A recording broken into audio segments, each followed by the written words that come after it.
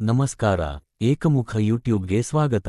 ಶಿವಶರಣ ಊರಿಲಿಂಗ ಪೆದ್ದಿ ಅವರು 12ನೇ ಶತಮಾನದ ಪ್ರಮುಖ ಶಿವಶರಣರಲ್ಲಿ ಒಬ್ಬರು. ಮೂಲತಃ ಪೆದ್ದಣ್ಣ ಎಂಬ ಹೆಸರಿನಿಂದ ಆಂಧ್ರಪ್ರದೇಶದಲ್ಲಿ ಜನಿಸಿದ ಇವರು ತಮ್ಮ ಪತ್ನಿ ಕಾಲವ್ವೆಯೊಂದಿಗೆ ಮಹಾರಾಷ್ಟ್ರದ ನಾಂದೇಡ್ ಜಿಲ್ಲೆಯ ಕಂದಾರ ಅಥವಾ ಕಂದಾಪುರಕ್ಕೆ ವಲಸೆ ಬಂದರು.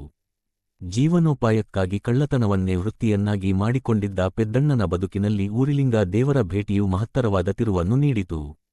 ದೈವಿಕ ಕೃಪೆಯಿಂದ ಜ್ಞಾನೋದಯ ಪಡೆದ ಪೆದ್ದಣ್ಣ ಊರಿಲಿಂಗ ದೇವರಲ್ಲಿ ಅಪಾರ ಭಕ್ತಿ ತಾಳಿ ಅವರ ಶಿಷ್ಯತ್ವವನ್ನು ಸ್ವೀಕರಿಸಿದರು ಮತ್ತು ಊರಿಲಿಂಗ ಪೆದ್ದಿ ಎಂಬ ಹೆಸರಿನಿಂದ ಪ್ರಖ್ಯಾತರಾದರು.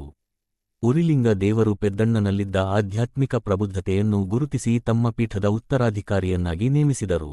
ಬಸವಾದಿ ಪ್ರಮಥರ ಗಣದ ಸಕ್ರಿಯ ಸದಸ್ಯರಾಗಿದ್ದ ಊರಿಲಿಂಗ ಪೆದ್ದಿ ಅವರು ತಮ್ಮ ಜೀವನದ ಕೊನೆಯ ಭಾಗವನ್ನು ಕಲ್ಯಾಣದಲ್ಲಿ ಕಳೆದರು. ಅಲ್ಲಿ ಅವರ ಸಮಾಧಿಯನ್ನು ಇಂದಿಗೂ ಕಾಣಬಹುದು. ಅವರ ಪತ್ನಿ ಕಾಲವ್ವೆ ಕೂಡ ಶರಣೆಯಾಗಿದ್ದು ಆಧ್ಯಾತ್ಮಿಕ ಚಿಂತನೆಗಳಲ್ಲಿ ತಮ್ಮನ್ನು ತೊಡಗಿಸಿಕೊಂಡಿದ್ದರು. ಊರಿಲಿಂಗ ಪೆದ್ದಿ ಅವರು ಸುಮಾರು 363 ವಚನಗಳನ್ನು ರಚಿಸಿದ್ದಾರೆಂದು ಹೇಳಲಾಗಿದ್ದು, ಅವು ಊರಿಲಿಂಗ ಪೆದ್ದಿ ಪ್ರಿಯ ವಿಶ್ವೇಶ್ವರ ಎಂಬ ಅಂಕಿತವನ್ನು ಹೊಂದಿವೆ. ಇವರ ವಚನಗಳು ಸರಳ ಭಾಷೆ, ತೀವ್ರವಾದ ಅನುಭವ ಮತ್ತು ನೇರವಾದ ಅಭಿವ್ಯಕ್ತಿಯಿಂದ ಕೂಡಿದ್ದು, ಗುರು ಮಹಿಮೆ, ಲಿಂಗ ಜಂಗಮ ತತ್ವ, ಜಾತಿ ಭೇದ ನಿರಾಕರಣೆ, ಕಾಯಕದ ಮಹತ್ವ, ದಾಸೋಹ ಭಾವ ಮತ್ತು ಶರಣಸತಿ ಲಿಂಗ ಪತಿ ತತ್ವಗಳನ್ನು ಒಳಗೊಂಡಿವೆ.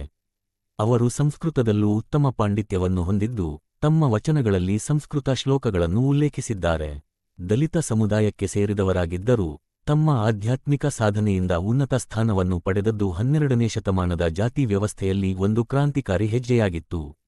ಬಸವಣ್ಣನವರ ನೇತೃತ್ವದಲ್ಲಿ ನಡೆದ ಶರಣ ಕ್ರಾಂತಿಯಲ್ಲಿ ಸಕ್ರಿಯವಾಗಿ ಪಾಲ್ಗೊಂಡ ಅವರು ಸಾಮಾಜಿಕ ಸಮಾನತೆಗಾಗಿ ಹೋರಾಡಿದರು ಮತ್ತು ತಮ್ಮ ವಚನಗಳ ಮೂಲಕ ಶಿವಶರಣರ ತತ್ವಗಳನ್ನು ಜನರಿಗೆ ತಲುಪಿಸುವಲ್ಲಿ ಮಹತ್ವದ ಕೊಡುಗೆ ನೀಡಿದರು. ಊರಿಲಿಂಗ ಪೆದ್ದಿ ಅವರು ತಮ್ಮ ಜೀವನ ಮತ್ತು ವಚನಗಳ ಮೂಲಕ ಅಂದಿನ ಸಮಾಜದಲ್ಲಿ ಕ್ರಾಂತಿಯನ್ನುಂಟು ಮಾಡಿದ ಮಹಾನ್ ಶಿವಶರಣರಲ್ಲಿ ಒಬ್ಬರಾಗಿದ್ದು, ಅವರ ತತ್ವಗಳು ಇಂದಿಗೂ ಪ್ರಸ್ತುತವಾಗಿವೆ. ಇವಿಷ್ಟು ಕನ್ನಡ ಭಾಷೆಯ ವಚನ ಸಾಹಿತ್ಯದಲ್ಲಿ ಕಳ್ಳನೊಬ್ಬ ಶ್ರೇಷ್ಠ ಶಿವಶರಣರಾದ ಮಾದರಿ ಊರಿಲಿಂಗ ಪೆದ್ದಿ ಅವರ ಕುರಿತು ಕಿರುಮಾಹಿತಿ. ಧನ್ಯವಾದಗಳು.